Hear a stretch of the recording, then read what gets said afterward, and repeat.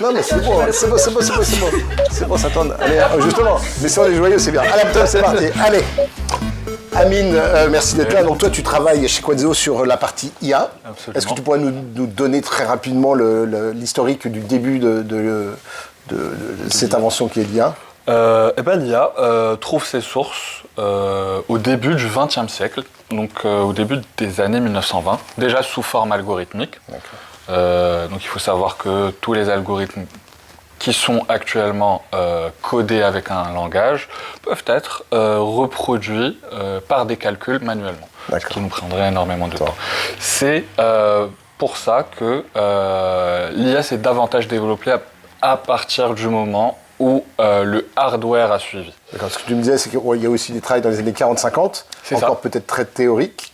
Et effectivement, ça s'est accéléré avec la création du hardware, des machines de l'informatique. Exactement. Ouais. Et ben, vers les années 50, on commence à trouver le premier semblant de réseau de neurones. C'est ce qu'on appelle le perceptron. Qu'est-ce que c'est le perceptron? Ça représente un neurone dans un réseau de neurones.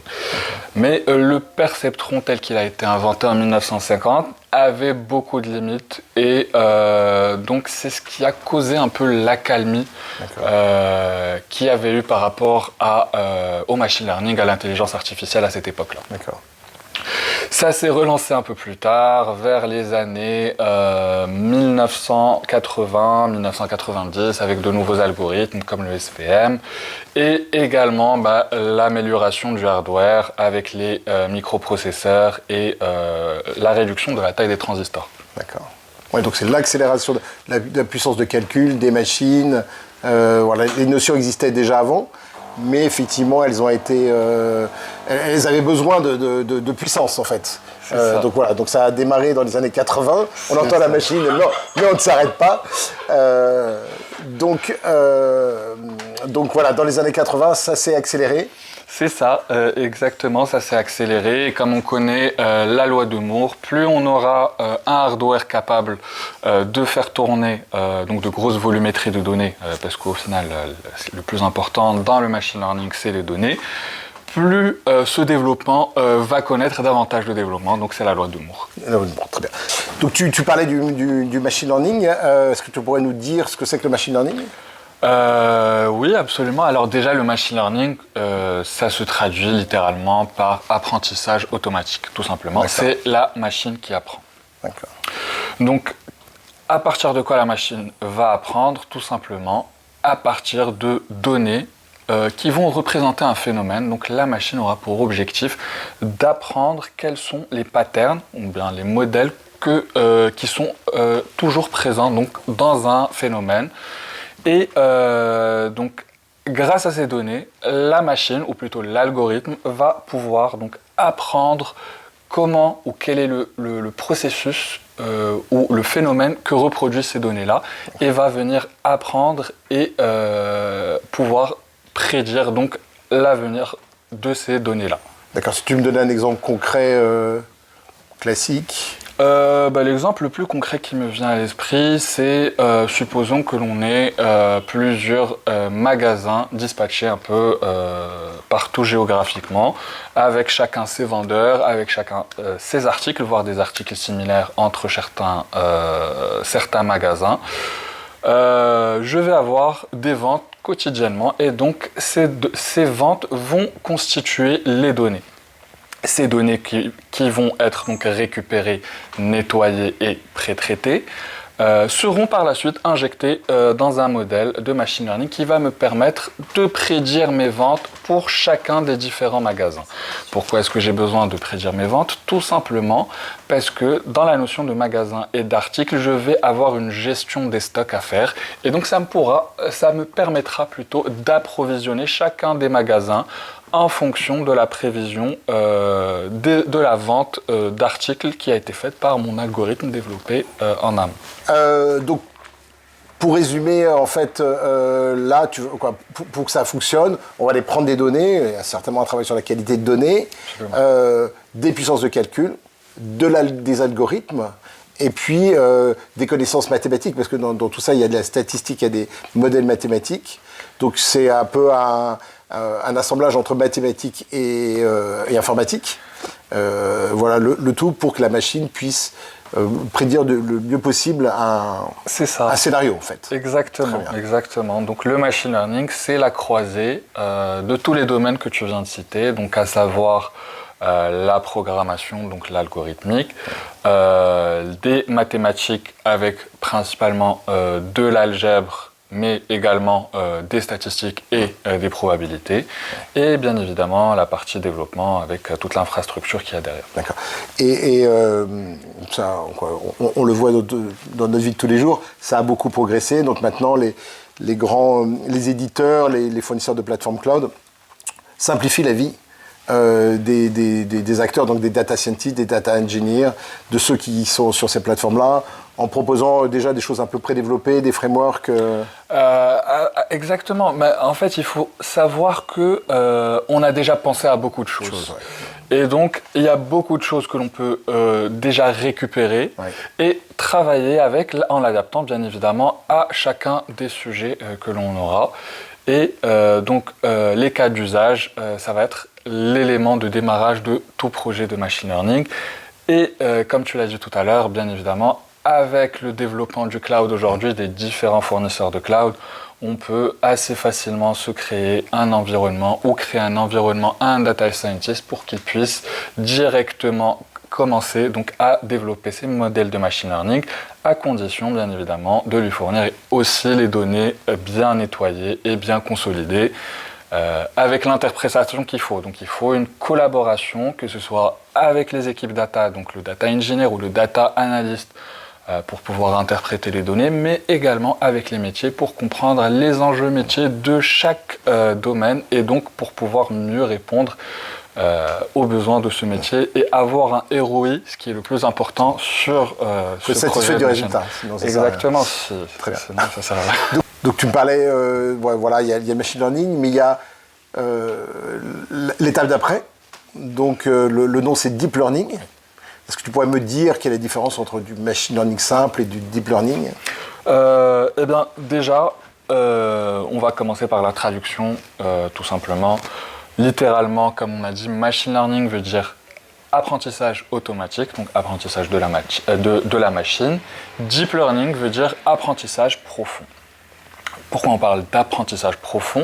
Tout simplement parce que les modèles de deep learning vont être plus complexes et plus poussés, donc qui vont être basés sur des réseaux de neurones. Des réseaux de neurones, c'est, comme on a parlé du perceptron un peu plus tôt, c'est une multitude de perceptrons sous forme de plusieurs couches, avec plusieurs entrées et plusieurs sorties. Donc le deep learning, lui, va prendre les données sous tout type de format. Elles peuvent être traitées ou sans les pré-traiter, donc sous format brut directement. L'utilisation du deep learning va être bien plus large. Donc on va pouvoir l'utiliser pour de la vision d'ordinateur, donc l'OCR. On va pouvoir l'utiliser pour de la traduction. Et donc on a plusieurs architectures de deep learning, de la même manière qu'on peut trouver plusieurs algorithmes de machine learning. Et donc en fonction de ces architectures-là, on pourra plus ou moins traiter des problèmes assez complexes comme la traduction sur tous les langages ou bien aller jusqu'aux IA génératives comme on voit avec ChatGPT aujourd'hui. Donc il faut savoir qu'un algorithme de deep learning est un algorithme de machine learning. Mais l'inverse n'est pas forcément vrai, n'est pas vrai du tout d'ailleurs. D'accord. Et donc effectivement, il faut de la puissance. Mais ceci dit, ça peut dans le même environnement de travail, comme ça fait partie du machine learning, tu es dans le même environnement de travail, sauf que c'est plus compliqué. C'est ça, les bibliothèques sont plus compliquées. Les bibliothèques ne sont pas forcément plus compliquées. Ce qui va être différent, c'est que généralement, vu qu'on a une volumétrie de données beaucoup plus large pour du deep learning, qui est d'ailleurs nécessaire pour avoir un entraînement correct donc de deep learning, il va falloir un autre type de capacité de calcul. On va principalement utiliser de la CPU pour du machine learning, mais on va parfois être obligé d'utiliser de la GPU. D'accord. Et donc, pour le deep learning, pour les sujets plus complexes, si on a plus de données, on aura, à l'instar de la CPU que l'on utilise pour l'entraînement des modèles classiques, on va utiliser des modèles de GPU. Et c'est d'ailleurs pour ça que Nvidia connaît un franc succès en bourse ces dernières années. Parce que GPU, tu utilises la carte vidéo, c'est ça? La carte graphique, c'est ça, exactement. La carte graphique, oui, graphique. Ça. Le G, c'est pour graphique. C'est ça, d'accord. exactement. Ça m'a toujours assez étonné, mais effectivement, la carte graphique retrouve un rôle dans les calculs et nous a aidé à passer un cap, finalement. Exactement. Très bien. Ouais. On peut tout simplement résumer par le fait que une image sur un écran, donc, que l'on affiche grâce à une carte graphique, c'est l'équivalent d'une matrice. Donc, et chaque pixel donc, est un élément de la matrice, et donc la carte graphique va être utilisée pour traiter justement ces matrices de données qui sont très très grandes et très volumineuses. D'accord, très bien, ça tombe bien, il y a une équivalence. Très bien, donc c'est effectivement une étape. Et si on arrive un peu dans ce cheminement de l'IA, ce qui est intéressant de l'IA générative, c'est qu'on a naturellement la capacité à discuter avec la machine en langage naturel. Donc, un des usages du deep learning, c'est ce qu'on appelle le NPL, Natural Language Processing. C'est ça, exactement. Donc, c'est le NLP. NLP. Ça a commencé avant donc l'IA générative, forcément. Donc, surtout pour des tâches de traduction, par exemple, où autrefois les développeurs essayaient de coder les règles grammaticales d'une langue en particulier, donc mot à mot, en dur, ce qui causait forcément des incohérences lorsqu'on voulait traduire d'une langue qui n'a pas forcément la même sémantique qu'une autre langue. Avec les différents réseaux de neurones, donc on va avoir les réseaux de neurones récurrents, les LSTM, et enfin on va arriver aux transformers. Je vais détailler tout ça, qu'est-ce que c'est. Donc les réseaux de neurones récurrents, c'est ce qui va me permettre de garder la mise en contexte pour qu'un mot soit utilisé en fonction de son contexte. Ensuite, l'introduction des LSTM, ça veut dire Long Short Term Memory, c'est-à-dire une mémoire à court et à long terme, va me permettre de garder donc en mémoire les mots précédents, parce qu'on a remarqué que pour l'IA générative, comme pour l'être humain, lorsqu'on fait de très longues phrases, elle ne retenait que ce qu'il y avait au début et à la fin. Et donc, il fallait qu'on puisse aussi récupérer ce qu'il y avait au milieu. Et donc, on a introduit ça avec les STM. Et enfin, les réseaux transformers. Les réseaux transformers, on va avoir un encodeur et un décodeur qui sont un peu plus complexes, qui sont utilisés pour toutes les IA génératives aujourd'hui. Et c'est ce qui nous permet donc d'avoir le contexte et garder en mémoire tous les mots précédents qui ont été dits lors d'une phrase. Et donc, on peut même pousser une IA à pas à interpréter, mais plutôt à prédire la fin d'une phrase en fonction d'un début de phrase, car elle aura déjà le contexte en mémoire. D'accord. Donc c'est un passage énorme, le fait de pouvoir commencer à aborder le langage, à savoir l'interpréter. Moi, j'ai vécu effectivement dans ce que tu disais, dans des périodes, il y a 10 ans, on travaillait sur les bots. Il y a eu un premier grand travail sur les bots, la capacité à discuter, non pas avec une interface, mais avec simplement une zone de texte et un échange. Et on avait effectivement cette complexité de comprendre ce que la personne disait, de comprendre son sentiment, est-ce qu'elle était contente, pas contente. Voilà, j'ai un peu vécu cette partie-là, mais c'est effectivement extraordinaire tout le travail qui a été fait sur cette partie. Merci Amine sur cette partie-là. Je te propose, on fait une petite pause et on continuera un peu ce cheminement vers l'IA générative dans une deuxième partie. Super. Merci Amine. Merci Hubert.